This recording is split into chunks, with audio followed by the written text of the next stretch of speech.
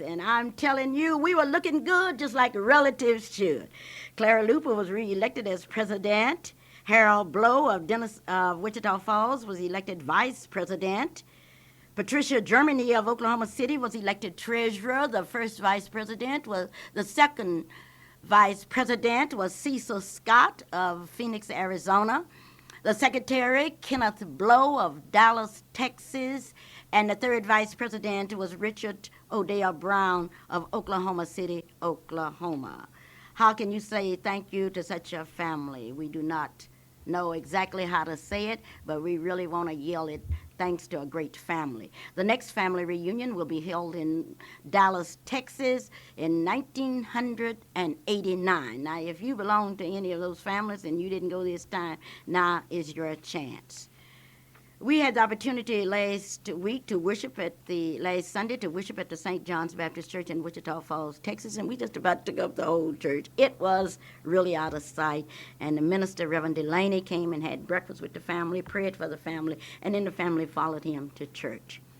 Arriving back in Oklahoma City, I would like to thank all of you that have called me and all of you that have been concerned with what we have been doing. I had the opportunity this week to see some people that I have always wanted to see, and I have been so busy that I hadn't gotten around. I had the opportunity to say a special hello to Mrs. Leola Smith of Jones, Oklahoma, Mrs. Sowell of Oklahoma City, and Mrs. Watson of Oklahoma City, Oklahoma. On July the 3rd, 1987, the city was shocked. That was a day when Reverend Lawrence Crawford, a minister from the St. John's Baptist Church in Oklahoma City, was killed near Northeast 50th and Burr Oaks by a well-known popular minister, Reverend Michael J. Milburn, a former assistant to Reverend W.K. Jackson and the present pastor of the Followers of the Lord Jesus Christ in Oklahoma City. His preliminary was set for August the 5th, 1987. I had the opportunity to cover that preliminary hearing for you, my radio audience. When I arrived at Judge Wendell Smith's courtroom, I noticed that the courtroom was crowded, and there were a few people standing. I was given a seat by a young, polite gentleman. The crowd was mainly female and was very tense and very supportive of their pastor, Reverend Milburn. Some were reading out their Bibles, and some was praying, and others were seated in a very reverent way. Reverend Milburn was dressed in a dark blue suit, with a white shirt with a blue striped tie and a handkerchief in his coat pocket. He had a pen in his hand, and he looked out to the audience and took notes. His face was now solemn. In his hands, I saw a gold Bible, and during the preliminary hearing, he read from his Bible frequently and conversed with his lawyer when necessary. The first witness called by the state was Mr. Douglas Hopkins, an Edmond businessman. Mr. Hopkins testified that he had been to his mother's house and was headed to the south side of Oklahoma City. When he got to Northeast 50th and Burr Oak Street, he saw a man pointing a gun at another man. He pulled over to the right lane and stopped. He stated that both men were standing in the street. One was holding his arms out, and he identified that man as Reverend Milburn.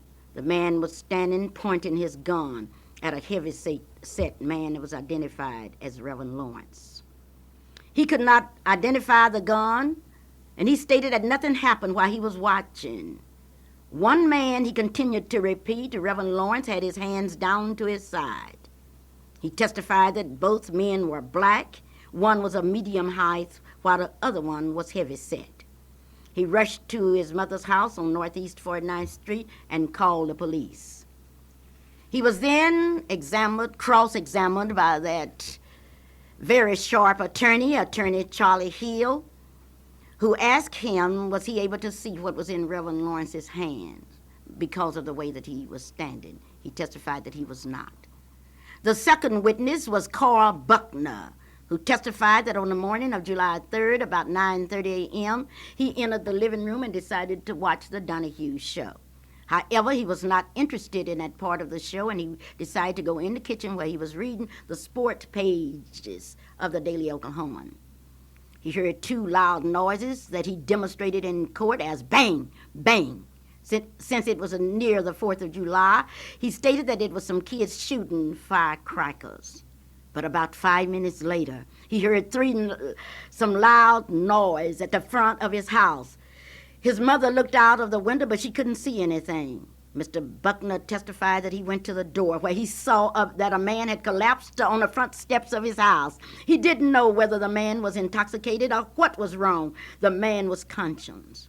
He turned, and Mr. Buckner stated that he saw blood stains from his left side. He was moving, jerking, and rolling around. My mother, he stated, had followed him out on the porch, and he had to take her back in the house and try to calm her. When he returned, he then called for help, and when he returned, the man seemed to have been in a stage of unconsciousness. Mr. Buckner stated that he believed that he had seen Mr. Lawrence somewhere before, probably at a dinner function at the Skirvin Hotel, and that his sister knew Reverend Lawrence well. Yes, Mr. Buckner testified that he had been a college classmate of Reverend Milburn. The third witness was Detective Kenneth Wilkie, who had been with the detective division for 8 years. He testified that he was on death assignment because of the holidays, and that Reverend Milburn arrived at the police station and was directed to his office. He testified that Reverend Milburn asked him about the procedures that were involved when there had been a violation of a victim's protective order. He stated that Reverend Milburn stated that Reverend Lawrence had been harassing him and that he had shot him, but the gun was in his car. The detective testified that he explained to Reverend Milburn that a voluntary search warrant was needed, search waiver was needed, in order that the police could go to his car and get the gun. He verified, as Reverend Milburn, that he had been involved in the shooting, and Detective Milburn called from his office to verify that a shooting had been done. At that time, Reverend Milburn was asked to sign a written voluntary statement to tell his side of the story. Now, Reverend Milburn, according to Detective Wilkie, stated that he saw Mr. Crawford on Northeast 50th Street and Kelly, and their eyes met. Reverend Milburn motioned for Reverend Lawrence to pull over because he wanted to talk to him regarding his action concerning his wife, Mrs. Milburn, and that he wanted Reverend Lawrence to stay away from his house. They both went to their cars, and Reverend Milburn testified in writing in front of Detective Wilkie that he told Reverend Lawrence not to graze his house and not to upset his wife. At that time, Reverend Milburn stated that their eye contacts left, and he turned to go to his car and drove off and returned because that was the way that he had to get out of that particular street, and that Reverend Lawrence told him that he was going to harm him and his automobile. Reverend Lawrence was, according to the testimony that Detective Wilkie read, was a cocaine user. In the meantime, Reverend Milburn stated that he shot the man in self-defense. The judge and the crowd listened to the testimony, and now the testimony has ended. It ended knowing that Dr. Carl Price was a man that pronounced Reverend Lawrence's death and stated that he died in a single gun shot.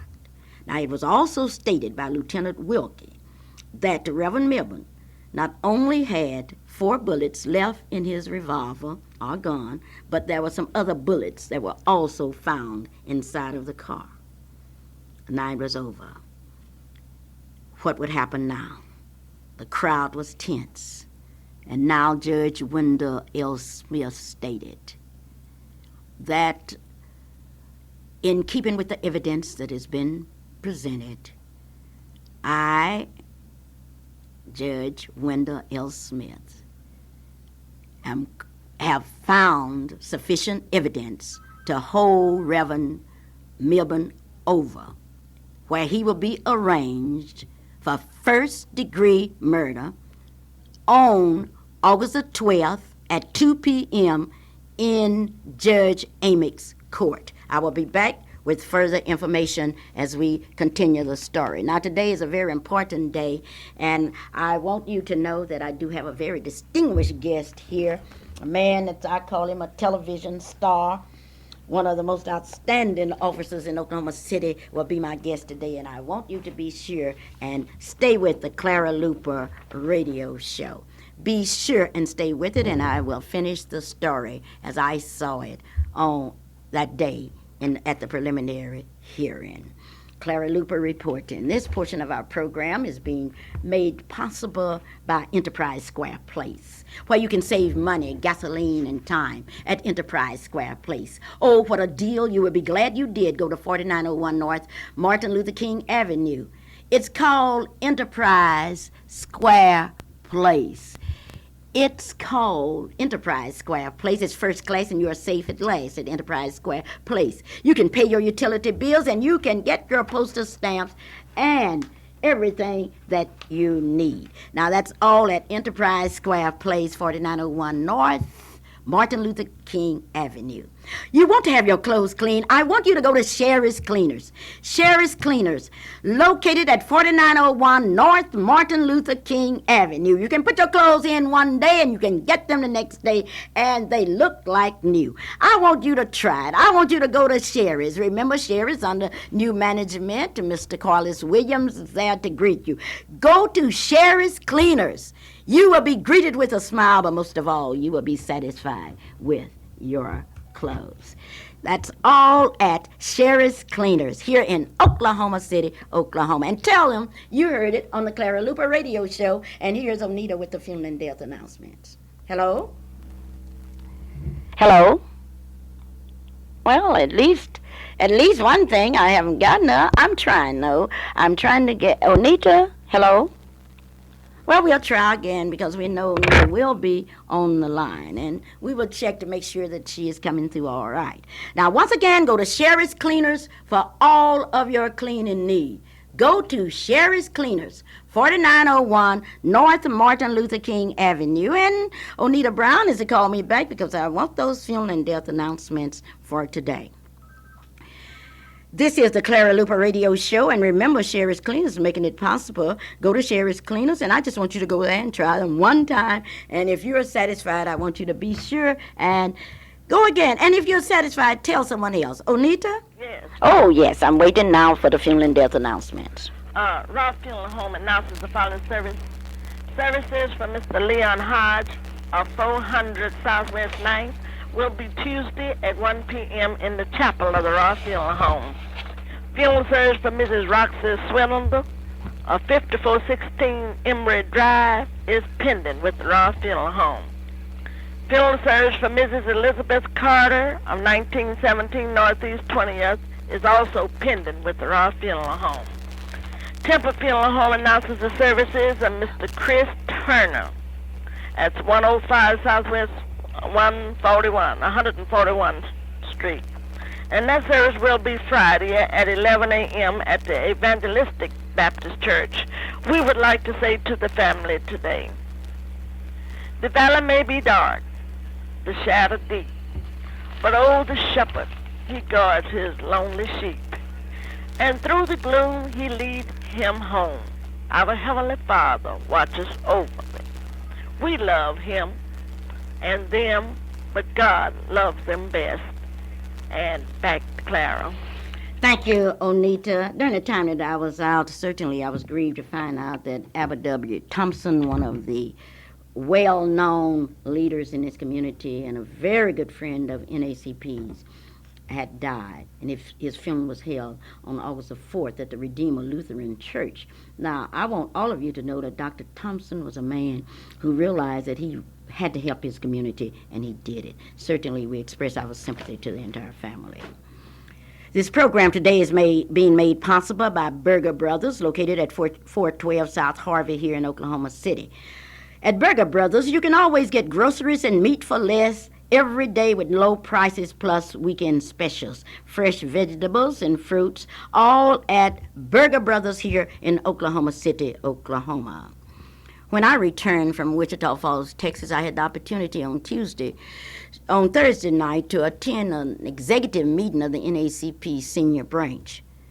At that time, it was called to the attention of the NACP that the Oklahoma City Police Department was sending out announcements in water bills or in utility bills. These announcements had a picture of an ambulance, a liquor bottle, and a mashed-in car. And it stated that if you have children, keep them away from certain areas, namely Madison and Martin Luther King Avenue, 4th and Martin Luther King Avenue, and the Flats. At that time, the NACP executive branch was very upset about it, and it was stated that they would meet with the representatives of the police department and with the city council. It was also cause there were two members of the NACP executive board that led this movement, Mr. Adams and Mr. Glendale Brown. There were some questions that were asked, and I say to the people in NACP, at the NACP executive board, that what I would do, I would call the police department. This is what I did. And today I'm happy to welcome a young man who has climbed the ladder of success. The Honorable, now what shall I call you? Shall I call you Lieutenant? Well, after yesterday, Major. Oh, you're a major. You are promoted to a major. Yes, ma'am. You are Major Berry. Major Berry. Major. I am Major Berry by rank and Major Berry by name now. Now, do you get a major's pay? Oh, yes, ma'am. Oh, are you sure now you're going to get a major's pay? Oh, yes, ma'am. Now, No the police, problem, when I think about that, let me throw in that I am very, very pleased because certainly that's what the march was about back in 1958 when we were marching. At that time, there were black and white police officers could not ride together. We had no blacks. And today we have a major. You are the second major, right, in Yes, the ma'am. history of the police department. Second black major in the history of the police department. Since 1889, you are the second black police major. Yes, ma'am. Well, I would like to congratulate you, and I'm looking forward to your going even further. Thank you very much. All right, now, Major Berry, how long have you been in the police, working for the police department? I worked for the police department for 17 years. For 17 years, and you started at what level? Started actually as a civilian employee. In 1970, I was employed as a community service officer. And then 1 year later, I obtained the rank of police officer, and I've been with the department ever since. All right, now, you have been with the department ever since.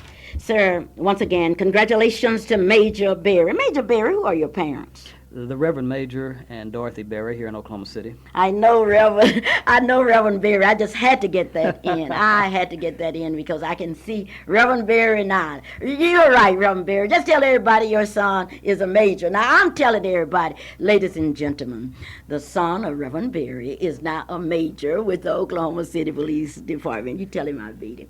Now, Major, yesterday I called the police department, and I was terribly upset about it.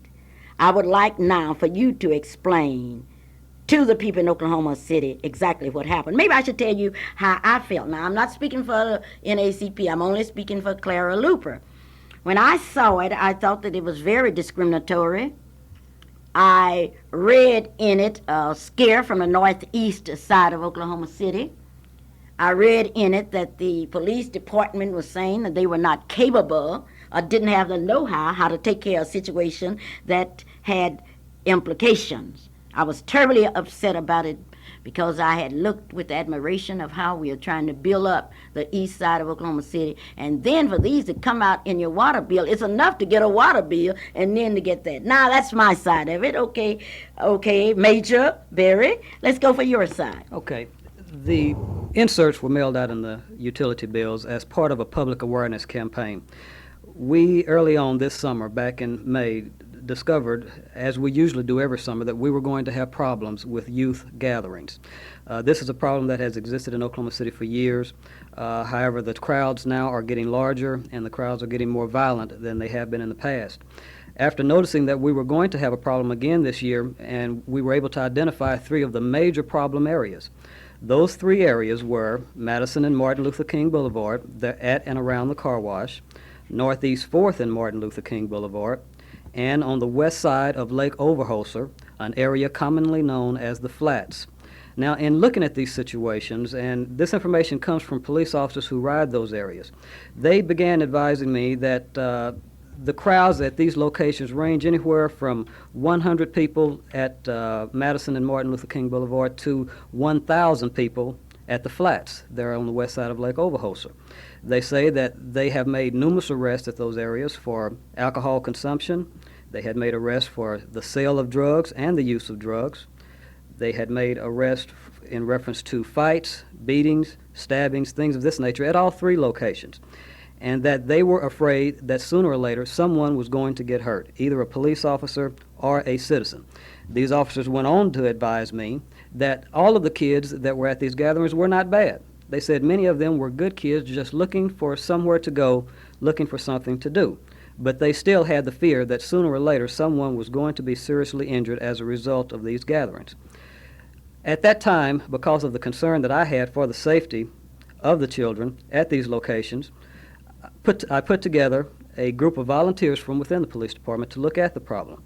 We sat down and we discussed the problem of youth gathering and the danger that existed with those gatherings today, and we came up with several recommendations as far as enforcement is concerned. However, you have to understand that, for instance, at the area of Madison and Martin Luther King Boulevard, we believe that 80% of the people that gather at that location were juveniles. At Northeast 4th and Martin Luther King Boulevard, 65% of that group are believed to be juveniles. And at the Flats on the west side of Lake Overholser, 70 to 75% of that group are also juveniles, with reports of some people that are under 12 years of age. Because of that, we had to look at other alternatives outside of police maneuvers, because we do have children involved. When you have children involved in a situation, especially if there is alcohol or drugs, then you have a potentially violent and explosive situation that could result in injury or the loss of a life. What the committee decided to do as a first step was to conduct what we called a subtle public awareness campaign. The problems usually occur after most people have already gone home and gone to bed. The crowd starts gathering at Madison and Martin Luther King between sundown, and it stays there until 1 or 2 o'clock in the morning. Our reports are that that crowd disperses around 1 or 2, and then it goes to Northeast 4th and Martin Luther King Boulevard. And then they stay there between 2 o'clock in the morning and 5 and 6 in the morning. The crowd at Lake Overholser gathers in the early afternoon hours, and they stay there all night long, sometimes until 7 or 8 o'clock the next morning, unless the crowd is somehow dispersed by police. So we felt that many people in the community did not know and were not aware that we were having these problems. We also felt that many children were in these locations without the consent of their parents. And the only way to stop that at this point was to maybe conduct a subtle public awareness campaign, let the parents know that we are having these problems, and ask them to please check with their children, find out if they've been attending the gatherings at those locations, and if they have, ask them to stop. After we came up with that idea, we did meet with several different interested people from the northeast sector of town as well as other sections of Oklahoma City, and discuss with them the problem to see if the alternatives that the committee had came up with were solid, if they had any basis to them. And based on those follow-up meetings, we found that they did have some substance. So at that point, we decided to go ahead and looked at the mechanism of utility billing. The city of Oklahoma City most graciously allowed us to use the utility bills as a mechanism for sending out these public awareness announcements. Now, were those announcements sent to all of the citizens in Oklahoma City? The announcements were sent all over Oklahoma City. The utility billing covers approximately 161,000 households. Because of the widespreadness of these problems, we had no way of knowing where the youth that attend these gatherings come from. We did not want to single out any particular section of town to send the announcements to, because they might not get to the households that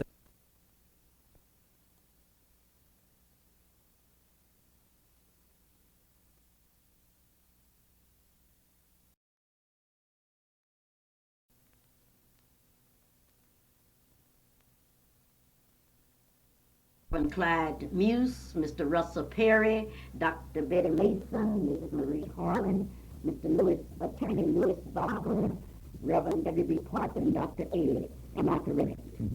These people are members of a committee called the Northeast Advisory Committee to the Chief of Police.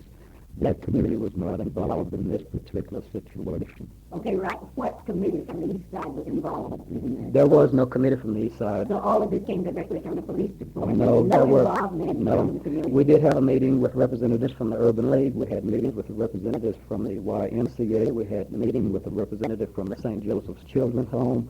We had a meeting with several other people that I can't really recall at this point. You didn't anyone from the NACP, did you? I am not sure if we had a representative from the NAACP that. Well, that's quite interesting because it was not those groups that integrated the police department. It was the NAACP, and many of the people that you're talking about wouldn't even participate in the march when we went down to march in order to get blacks in different positions in the police department. Well, Mrs. Luper, we at that point were not concerned with how many groups that we met with, just a sampling of people from the community to sit down and speak with us concerning this problem to see if we were headed in the right direction.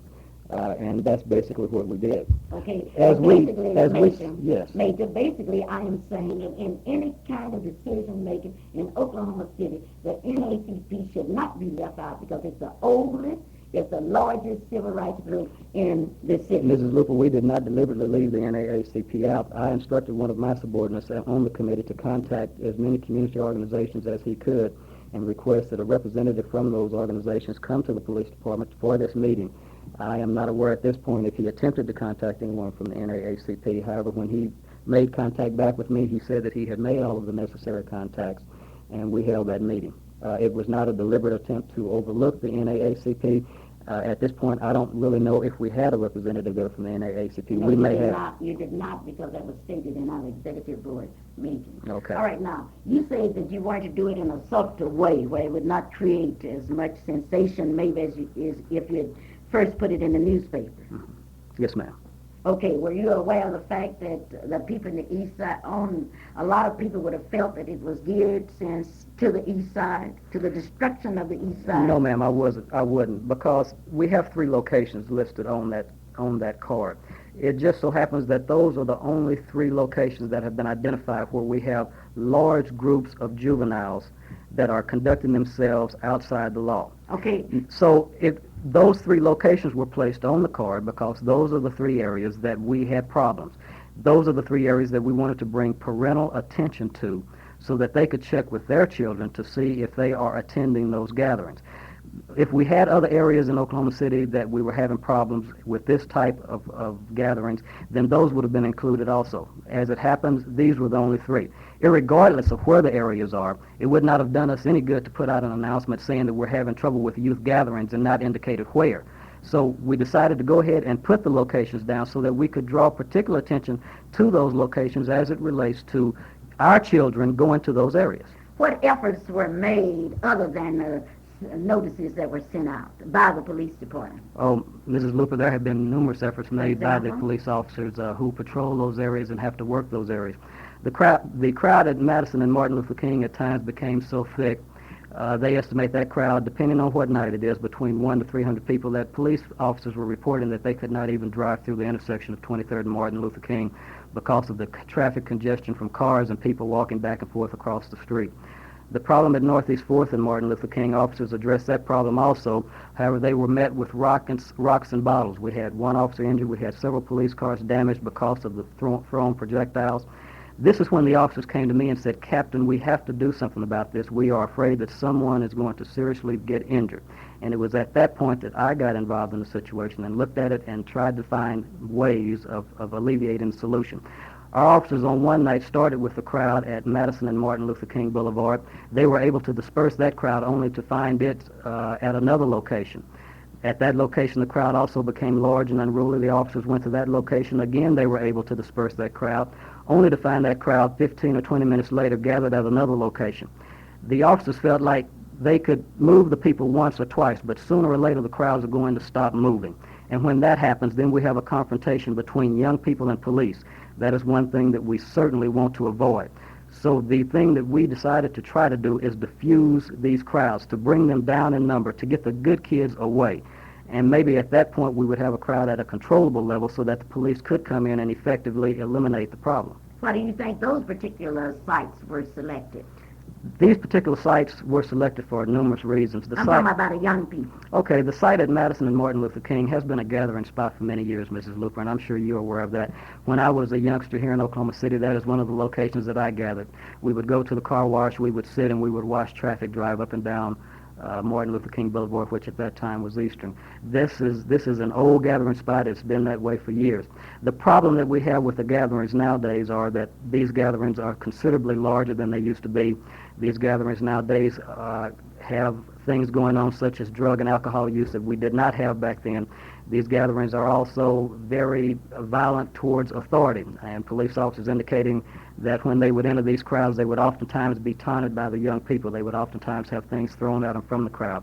So the problem at Madison and Martin Luther King is that it's just known as a gathering spot. Northeast 4th and Martin Luther King, there was a somewhat of a business operating at that area, which we believed was the attraction in that area. However, we had very few problems with the people who actually made it into that business.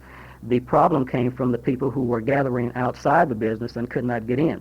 Keeping in mind that this business opened at 1 or 2 o'clock a.m. in the morning and stayed open until 5 or 6 o'clock in the morning, the crowd that could not get inside the business simply hung around on the outside of the business, and this overflowed into the streets and overflowed into other private property. We had reports from citizens as well as police officers that they could not drive through the intersection, and when they did attempt to get through, their cars were struck with rocks and bottles. We also had some complaints from people who live not too far from that area concerning the number of people and cars that were parked around their residences and the noise level. The west side of Lake Overholster, again, the area commonly known as the Flats, is a long-time gathering area. Children and young people have been gathering in these areas for many, many years. However, again, we see that we are receiving calls to this area as well as the others in reference to big fights. We're receiving calls in reference to drug overdoses. We're receiving calls in these areas in reference to stolen vehicles. And what we are concerned with at this time is not so much where the areas are, is who the people are that are going to those areas and their safety. That is why we have made this issue public. That is why we are addressing this, because of concern for the safety of the people who go to those areas. As I understand it, we have various narcotic agents in Oklahoma, and especially those that are on a federal payroll. It comes through the Treasury Department. Now, have the narcotic agents been notified? Mrs. Luper, the narcotics officers with the Oklahoma City Police Department, and I can't really speak for any other organization, are aware of the problem with narcotics as they relate to these groups. But you have to understand that we are dealing with groups that are a majority juvenile. Our undercover officers, most of which are 21 years of age and over, have very difficult time infiltrating groups of juveniles. On top of that, most narcotics that are sold in these types of groups are sold to only a select few people. The narcotics dealers usually know the users that they are selling to. So it is very difficult for a police agency to infiltrate this type of an operation. This is something that has to be done from within, and we have very much difficulty getting in those groups. So the police department has put the responsibility on the parents in this area. We certainly believe that the parents should be aware in all of these areas that we have problems and that their children may be involved. We decided to do it this way rather than to have to call a parent at 4 or 5 o'clock in the morning and advise them that their child had been seriously injured or possibly had been fatally injured because of his attendance at these areas. We certainly feel that this is a viable alternative to that. Those of you out in radio land, I would like for you, I know you have some questions for the major. The telephone number here is 478-2103. If you have some questions for Major Berry, I would like for you to call 478-2103. This portion of our program is being made possible by Sherry's Cleaners, located at 4901 North Martin Luther King Avenue here in Oklahoma City. While it's Sherry's Cleaners, you can also take care of your upholstery needs.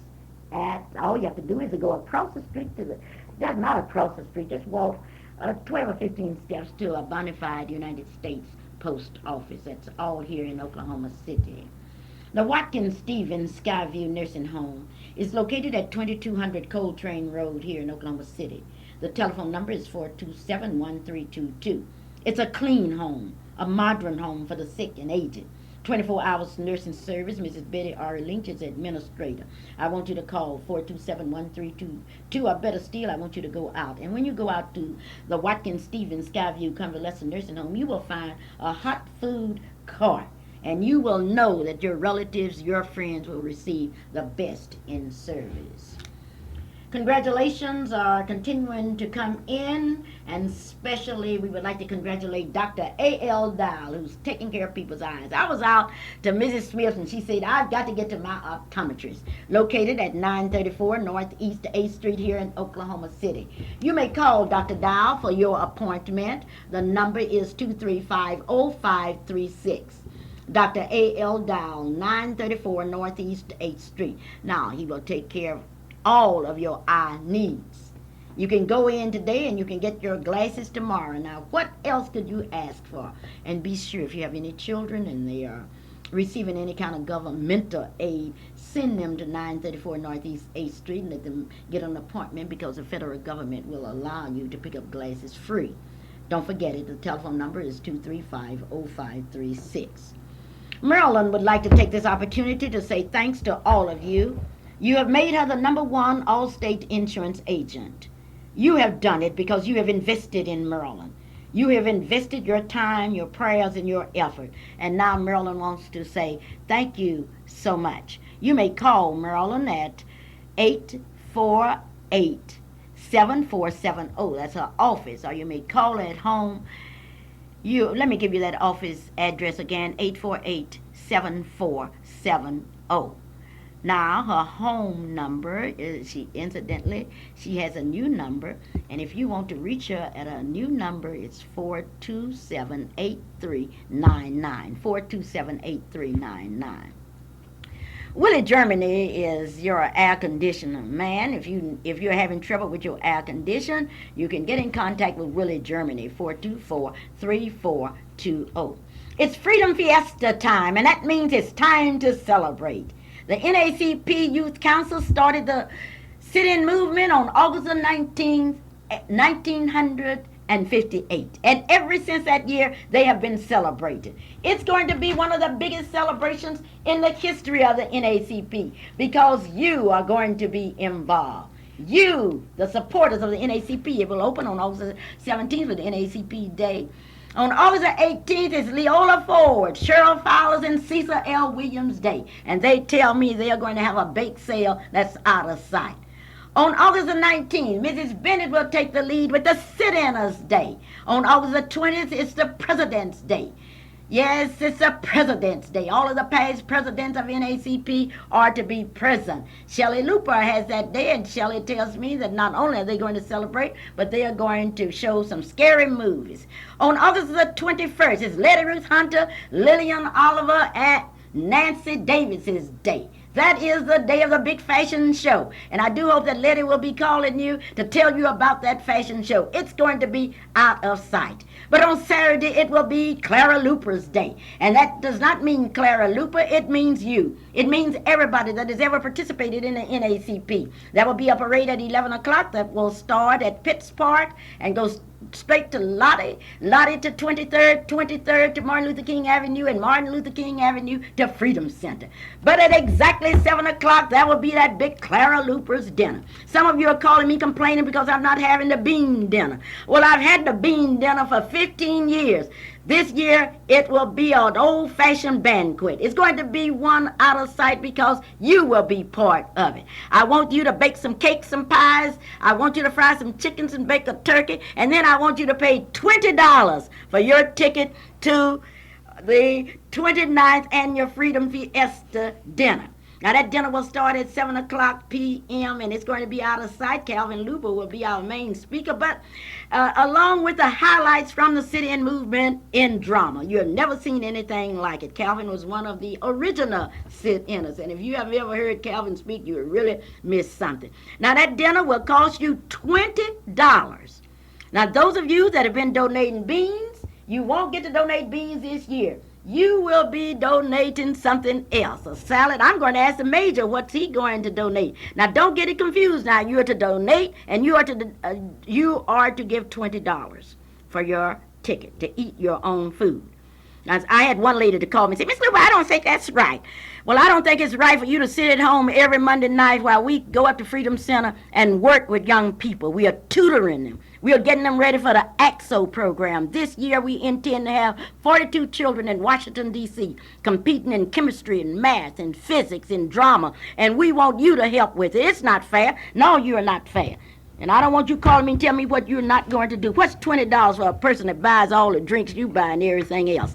This is a Clara Luper radio show. Yes, I just want to say that I've enjoyed your program thus far, listening to Major Berry. And I want to say that I've been in the areas that he has mentioned today, and I just want to know, will the areas stop being monitored when they get even better? Okay, I don't understand. Will they stop being monitored if they are better? And will they continue to stay in the area and watch and make sure that the kids don't, start regrouping again? Okay, well, the major's here, and the major will answer that question. You want to know if this is cleared up. Will the police department have representatives in that area so that they won't start bunching up again? Right. The police department right now, their only means of monitoring these areas, of course, is through the officers that go to these areas on routine patrol. And of course, right now, the gatherings in these areas, as a matter of fact, all three areas, are very sporadic. We may have one weekend, Friday, Saturday, Sunday night, that we have gatherings all 3 nights. And then we may go 2 weeks before we have another major gathering. Keeping in mind that we have absolutely nothing against young people gathering as long as the activities are legal, as long as they conduct themselves in a proper and legal manner. We have nothing against that. It's when the activities become illegal, but when they began consuming alcohol and drugs, when they began blocking traffic, when they began throwing projectiles, fighting, cutting, and stabbing, that's when the police, of course, have to get involved. Yes, we will continue to monitor those areas to ensure that those people who are gathering, those people who are legally gathering, are doing so, and that they are not being harassed by those who may want to gather and do things that are illegal. We still drive through all of these locations. At times we still have problems at these locations, and we are currently working and hope that the parents, of course, will work with their youngsters in advising them of the dangers in associating in these large groups where illegal activities are going on. Thank you. Once again, if you have some questions, the major is here. You can tell the world that the major is here, and you may call him at 478-2103, and he will answer your question just like he answered that one. Let's get back to the Freedom Fiesta. The Freedom Fiesta Parade and that Freedom Fiesta Banquet. The tickets are $20. Now I want to tell you some sad news. We only have 200 tickets. That's all we have, 200 tickets. And those of you that have been our clients for 29 years, we know you want to come. So all you have to do is to call me at 478-2103 and tell me to reserve your ticket. Remember, we don't have but 200 tickets. On Sunday, it will be Doc Williams Day, and that means that we will go to the Providence Church of the Nazarene for our traditional services. At that time, we will honor some outstanding citizens in Oklahoma City: Sheriff Shaw, County Assessor Keys, County Commissioner Darrell, Mr. and Mrs. Ike Kimbrough, Marilyn Hildred, Mr. Marvin Provo, Mr. Arville Glover, Mr. Fluky McDaniels, Mr. Lamont Henderson, Mrs. Martha Williams, Mr. and Mrs. Sidney Stale, Mr. William Hunter, Mr. Horace Stevenson, Miss Evelyn Pittman, and Mrs. Lois Felder. Yes, this is a Clara Luper radio show, and I want you to call me. Hello? Hello? Yes. I was just wanting to say... Would you speak just a bit louder for me? Okay, hold on. I was just wanting to say that I'm totally against it, because I think that, and if I can, I'm going to get a petition signed and have something done about it, because the reason why I'm a teenager, okay, and the reason why we do what we do is because there is nothing else for us to do. It's nothing recreational for us to get into, no kind of recreational activities or nothing. And then they wonder why we're shooting and stabbing and fighting and, so forth. But it's because we don't have nothing else to do. It ain't nowhere else to go. It ain't nothing for us to do. Ain't nobody got no jobs. So, what is it for us to do, really? And what's the helicopters and all that shining the lights on us and for, And it's people like teenagers in Edmond be hanging out and stuff, and they be hanging out and drinking and sitting on their cars and riding around, be packed just like you do on 23rd and McDonald's on Lincoln. Be packed just like that, just like it. And they don't do nothing. Them police don't even, they come way from the west side, come on the east side and mess with us. And I'm tired of it. Because I'm a teenager. I know it's a lot of teenagers that feel the same way I do. And if it's something I can do, I'm going to do something. Because I can't sit back and just let this keep going and not do nothing about it. Oh, It's not you fair. okay? Now tell me exactly what you are in favor of, so that I will know. What you mean by in favor of? Okay, you are against. You are in favor of the teenagers staying out on these locations until 2 a.m. and 7 a.m. in the mornings. I'm not saying that I'm in favor of it. I'm just saying if it was something else for us to do, we wouldn't be out to 2 and 7 in the morning. For example, what would you like to do? If it's things that y'all can come up with recreational, For example, what could we do for your recreation? movies or something, have free getting out things or something. Now, but tell me, be specific, because thousands of people in Oklahoma City are waiting to hear from you young people to see what you would like to do. Open a club, open a teenage club for teens to go But- there and do. See, y'all open a club and then they open a club for us, and then all the teens, the helicopters, the police squads. That ain't necessary. They ain't got to bring all that. We ain't doing nothing. All we doing is sitting on our cars, listening to music, talking to our friends. When we start getting ill, when people start messing with us, that's when we get ill. When the police come over there messing with, I can name off a lot of people that got tickets for no reason, just for being up there. Got tickets just for being up there. Just police just messing with them. They come all the way from the west side and come over here and mess with us, and we not even doing nothing. They playing. They have it planned. This is their weekend plan. Well, we gonna go on the east side and mess with them this weekend. We gonna go get us 40 tickets today, and Oh. they do it. Okay, well, the major will react. Thank you. Thank you. Well, I'm not really sure which part of the young lady's statement to respond to. She indicated several things, and we have known for a long time that they gather in a lot of these areas simply because they don't have anything else to do. But then what type of legitimate activities can you engage in between 1 a.m. and 6 a.m. in the morning? Again, we've also indicated that the police department nor anyone else has any problems as long as it's all right with the property owner for young people to gather as long as the gatherings are legal. If you are sitting somewhere legally, that you're not trespassing on someone else's property, and you are conducting yourself in a legal manner, we have no problems with that. However, when illegal activities are reported or when a property owner complains that you are blocking his property, things like that, then the police department is charged with responding to those type complaints, and we certainly have to do so. I certainly understand that you don't have anything else to do, but it's also our obligation to help protect you from yourself. And when I say that is that we still have to protect you from going to a potentially dangerous location where you may be seriously injured or killed. That is still our responsibility, whether you like it or not. We have that responsibility, and we certainly are trying to meet up to that responsibility. Self-destructive behavior is regrettable. However, we still have to try to prevent that. That's about the only way I know to answer the young lady's question. I would like to thank her for calling in. This is the Clara Luper Radio Show, and this portion of our show is being made possible by Rose's Restaurant, where you can get that soul food. 217 Northwest 23rd Street here in Oklahoma City. They have food. You can get all you can eat for $4 at Rose's Restaurant, 217 Northwest 23rd Street in Oklahoma City, Oklahoma. The ABC Upholstery Company is located at 1933 Northwest 39th Street.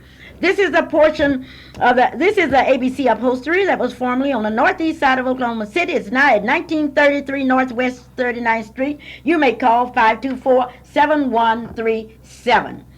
Okay, now those of you that want tickets to the Clara Luper's Big Freedom Fiesta Dinner celebrating 29 years, you remember that 29 years ago, blacks couldn't go into hotels and motels and restaurants, and now you are managers, and we are calling upon you to celebrate that great victory. A lot of you celebrate the 4th of July, and at that time, black people were considered as property. Come on and celebrate with us the Freedom Fiesta, which is the beginning of the sit-in movement, a movement that eliminated segregation in public accommodations. Be sure now, and remember the Freedom Fiesta starts on August the 17th, and that big dinner, $20 a plate will start. I want you to call me. The number is here at KBYE is 478-2103. I would like to thank one of my own, Mrs. Desi Harrison, Edwards, who has already called in and said that she wants 2 tickets to the Big Freedom Fiesta dinner. Well, I don't have but about 150 tickets left, but I had not told you about it. Now that you know about it, I want you to call your friends and tell them, let's get ready to go. They tell me Tim Tolliver is going to retire. Congratulations, Tim has climbed the ladder of success, and I know if he's retiring and he's going to have a retiring party, it's going to be a big one.